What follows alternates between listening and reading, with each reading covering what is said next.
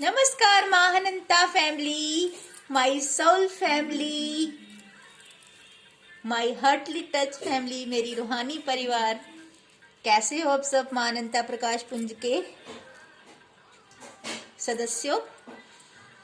तो आज इस साल का मैं आप सबके साथ एक ऐसा लेसन और अनुभव शेयर करने जा रही हूँ जो मुझे मिला है।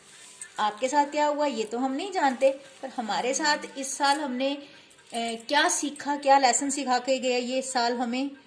जिंदगी का सबसे बड़ा लेसन मैंने 2023 में सीखा।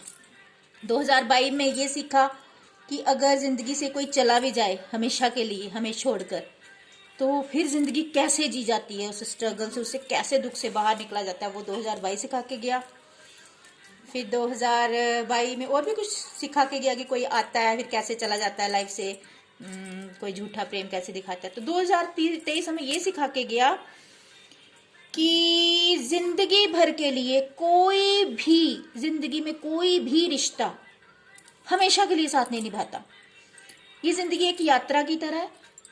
यहाँ जैसे हमें एक ट्रेन में यात्रा करते हैं, तो अगर जम्मू कश्मीर से ट्रेन कन्याकुमारी तक जाती है तो कई तरह के स्टेशन आते हैं, कई तरह के यात्री चढ़ते हैं, मिलते जुलते हैं एक दूसरे से, हेलो हाय जान पहचान होती है, और जिसका जिसका जो स्टेशन है, जिसकी जिसकी जो मंजिल है, वो वहां वहां उतरता जाता है और हम सब बिछड़ते जाते हैं। कोई एक इंसान होगा जो कन्याकुमारी तक जाएगा, यानी लास्ट स्टेशन तक जाएगा, वो भी आके छूट जाएगा, वो भी फिर वहां जाके अपने घर को जाएगा। अगर वो हमारे घर का सदस्य होगा तो हमारे साथ ही जाएगा। तो एक यात्रा की तरह जिंदगी है।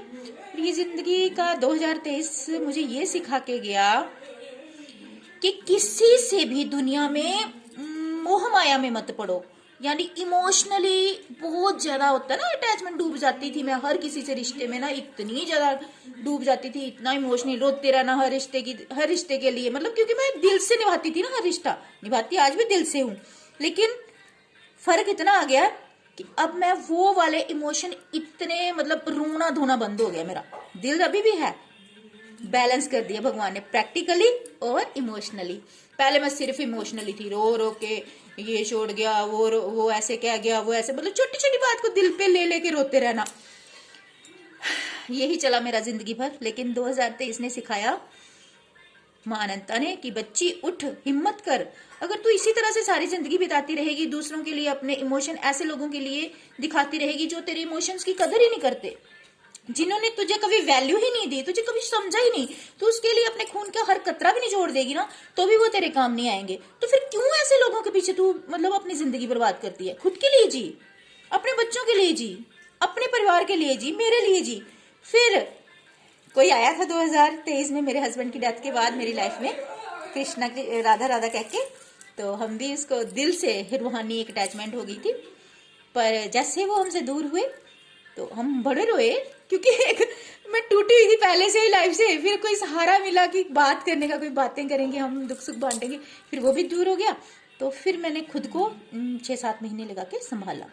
मैंने नहीं, यानी मेरी माँ अनंता ने मुझे संभाल लिया। ऐसा लगा एक हाथ मेरा भोले बाबा ने पकड़ा और एक हाथ कृष्ण भगवान ने पकड़ा। सच बताती हूँ आपको, झूठ नहीं बोलूंगी मैं, झूठ कभी बोलती ना थी ना ही बोलूंगी आगे, हमेशा सच्ची बोलती हूँ। बचपन से लेके आज ही मेरा एक उसूल है, मेरे कुछ उसूल पक्के हैं। सत्य प्रेम पहला मेरा असूल है।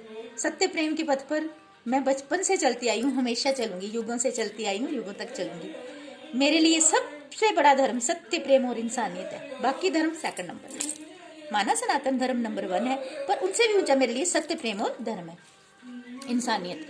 तो ये लेसन मैंने सीखा कि किसी से भी, वो कहते हैं ना, मोह माया में लिप्त नहीं होना, प्रेम करना, अनकंडीशनल लव मैं सबको करती हूँ दिल से, पर इतना ना लिप्त नहीं होना, उसके लिए रोना पीटना नहीं कि चला गया तो जाता है तो जाने तो, ये इसका साथ ही यही तक था। अब मैंने इतना समझा लिया ना खुद को, मेरे कृष्णा, गॉड कृष्णा ने, मेरी भोले बाबा ने, गुरु मेरे पिता ने इतना मुझे गाइड कर दिया ना। तो मेरी गाइडेंस ज़्यादा मुझे मिलती है यूट्यूब के टैरो रीडर से, वहाँ मैं टैरो रीडिंग बड़ी सुनती हूँ। तो दोस्तों जिनको गाइडेंस चाहिए होती है तो टैरो रीडिंग धार्मिक वाली सुनना। टैरो रीडिंग बड़ी किस्म की होती है, लव पर भी होती है। स्टार्टिंग मेरी लव से ही हुई थी, लव वाली सुनती थी, पर मेरा मन हट गया, मैं फिर धार्मिक टैरो रीडिंग सुनने लगी। धार्मिक टैरो रीडिंग में बहुत ज्ञान मिलता है, गाइडेंस मिलती है, हम अपनी लाइफ को कैसे इंप्रूव कर सकते हैं, जैसे मैं कर रही हूँ आप भी कर सकते हैं। तो बस यही लेसन था मेरा कि किसी से भी हद से ज्यादा ना तो अपेक्षा रखनी, किसी भी तरह की नहीं रखनी। रखती तो मैं नहीं थी, लेकिन एक अटैचमेंट सी हो जाती है ना कि हाँ ये हमसे बात करेगा, हमारे सुख दुख को समझेगा। अब तो मैं वो भी नहीं रखती। पहले तो मैं सोचती थी कि हमारे सुख दुख कोई समझेगा, अब तो भाई भगवान के सिवा कौन समझेगा। देखेंगे अगर कोई समझने वाला मिलेगा तो ईश्वर है ना, बता देंगे कौन समझने वाला है कौन नहीं। अब मेरी गाइडेंस मिल जाती है ईश्वर से।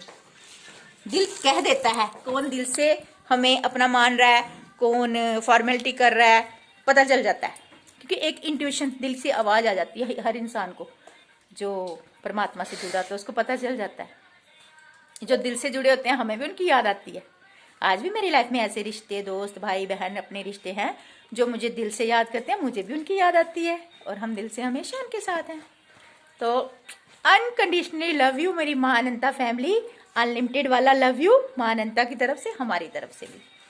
तो मैं ये रूहानी प्यार तो भाई पूरे यूनिवर्स को बांटती रहूंगी करके चाहे इसको कोई अच्छा माने बुरा माने, हम तो दूर से फ्लाइंग किस और हवाओं में लव माँ अनंता की कृपा से सेंड करते रहेंगे, जैसे मैं अपने बच्चों को करती हूँ। ठीक है, खुश रहिए और हैप्पी न्यू ईयर मेरी माँ अनंता फैमिली को।